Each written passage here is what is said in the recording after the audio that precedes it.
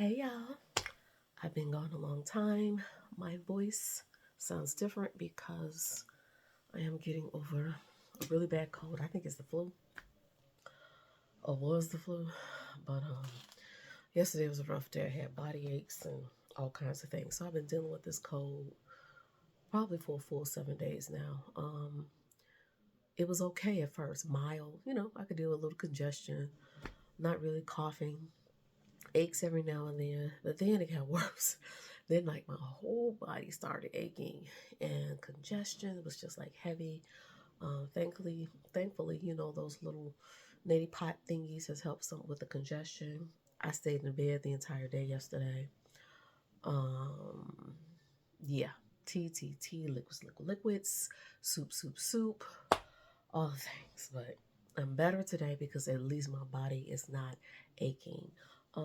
Today is Sunday, December 28th. I have to look at the TV.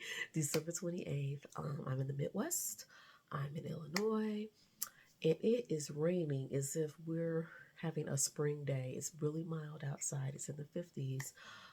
I haven't been outside. I know my husband's like, I have not left this house since we got back from Vegas. Um, Only because I don't feel well. And I see my food orders on the way. I did an Uber Eats today. I have not been feeling well, so I didn't go out at all. So I've been in the house the entire time. Thankfully, I'm on vacation. Got another whole full week before I even go back to work. So anyway, I'm back to let y'all know that I am thinking about my garden for 2026. So one of the first things I did in 2025 is take notes. Um, this is given to me by a really sweet sister from church. Just gave me a couple of nice little trinkets and stuff like this, and this was one of them that was in the bag. So thank you, Sister Tiffany. And so I've been using it to make notes. Now I was definitely making notes in the very beginning in spring and what I planted, what went well, as the weeks and months progressed. I would say probably by midsummer, I was done jotting down stuff. But I think I got the meat of what I wanted because I have a bad habit of planting early.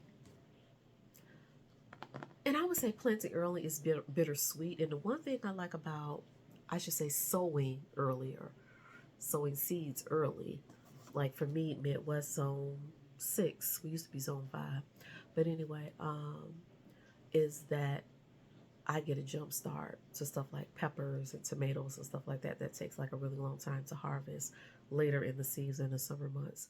I get a jump start on spring stuff. All my leafy greens, my collards, my mustard greens, my purple top turnips, things like that. I'm like harvesting end of May, early June. Like I have like bundles of these things. So I think I will continue with the leafy greens because they do prefer cooler weather. But peppers, I like to do an early start too because I don't want to wait to September to harvest peppers. Like even at that time, I'm harvesting abundantly, but I might want to do something early July or mid July. I don't want to wait till August, September to harvest peppers. So I actually started some cayenne pepper seeds like weeks ago, but they're not under a grow light. They have sprouted. They have a what is it, cotyledon leaves already. They're true leaves. Um, but it's growing slowly, which is fine with me because I don't want them to take off too soon. So I haven't put them on the grow lights yet. They're in my window in my living room. It's a west facing, but it still get pretty bright up there, so they're doing fine. Um, but anyway, the point of this video, if you have taken notes, and if you haven't taken notes, I would say take notes and mainly just write down what you sold at what time. Like the first week of January, I sold blah blah blah blah blah blah blah, and then you could look back and say, well, yeah, the peppers is really good. I was able to harvest pretty early, so that might be something you want to continue to do.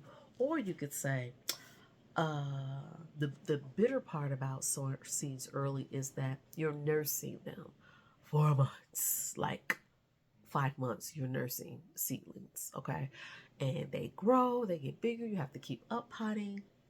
And up potting is you can start from a seed cell to a cup to a solo cup.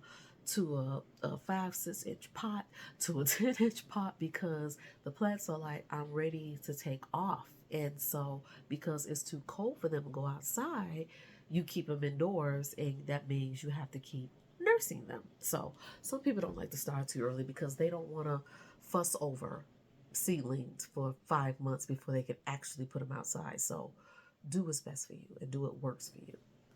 So, because I'm an early bird and I do like to keep myself busy, I am not going to sow some things early. Um, I have like in January, I started. I'm always going to start onions in January, always, because onions can, you could put a bunch of onion seeds in 1 cup and let them sprout, and you don't have to put them out until early. Well, depending on the weather, when the freezing has passed, or if you have a frost cloth, late March, early April, you could put those out. So I'm always going to start onions early. But onions, I did onions, celery. I did some foxgloves, campanula.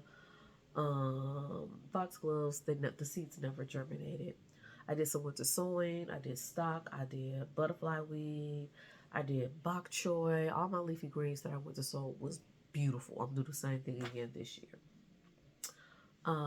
So I'm not gonna go through like all of this with you guys, but basically what I'm doing is just going back to see what I wrote down last year, to see what I need to do for this year. If I need to use the same practice or do I need to adjust. You guys know I did buy myself a nice handy dandy little seed storage container. I have 2 of these. I have more than enough seeds. I know now that onion seeds are best when it's a fresh bag. Onion seeds lose their vitality or vitality um, within that year. So if it's a 2025 year that you collected those seeds, okay, you can use them for 2026. But if you collected some onion seeds from 2024, they may not germinate that well. I mean, you just have to overseed, whatever cell that you're using, because they tend to use their vitality with time. So this is another little thing I use as things I take out that I know I'm going to plant. But this is the one that has like all the seeds, basically all of them. And I've collected a lot of zinnia seeds and things of that nature that's outside in the greenhouse in the area where I don't have to worry about them getting wet.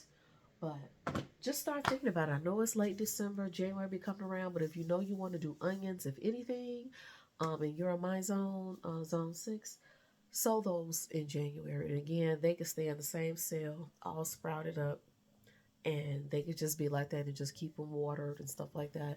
If you want to separate them, that's you, but I'm not going to separate mine, so I actually put them in the actual raised bed. So just want to get on real quickly, say, what are you thinking about? What are you thinking about growing for your garden for 2026? Are you starting for the very first time? Start doing your research. What I need, what I don't need. Start small is what I always say. Easiest things you can grow: leafy greens and tomatoes. Some of the easiest things you can grow. Start with herbs.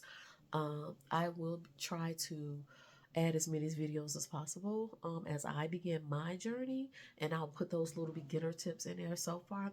But I also want to say another thing. I did complete my Master Gardener program, 12-week program. I did all the quizzes. I did the main quiz. I attended all the videos. I've done all the surveys. So I'm just basically waiting on them to get in contact with me for the whole interviewing process to see if I can be selected to be a part of the volunteer process of being a master gardener. So I could walk away, have the certificate, and say, hey, I did the course. I cannot call myself a master gardener. The only way I can call myself a master gardener if I go through the interviewing process. They select me as a volunteer within the region that I chose. And they also need. And then when I'm doing master gardener, when I'm playing as a master gardener in a webinar, at a talk, at a school or something like that, that's when I can use my title. But like, I couldn't do a webinar and say, yes, I'm a master gardener.